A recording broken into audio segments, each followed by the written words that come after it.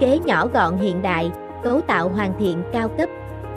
Thiết bị quan sát, camera IMO C22S được thiết kế với kích thước nhỏ gọn, tạo sự thuận tiện cho người dùng trong quá trình lắp đặt và di chuyển. Chân đế với thiết kế nam châm giúp bạn có thể lắp đặt dễ hơn.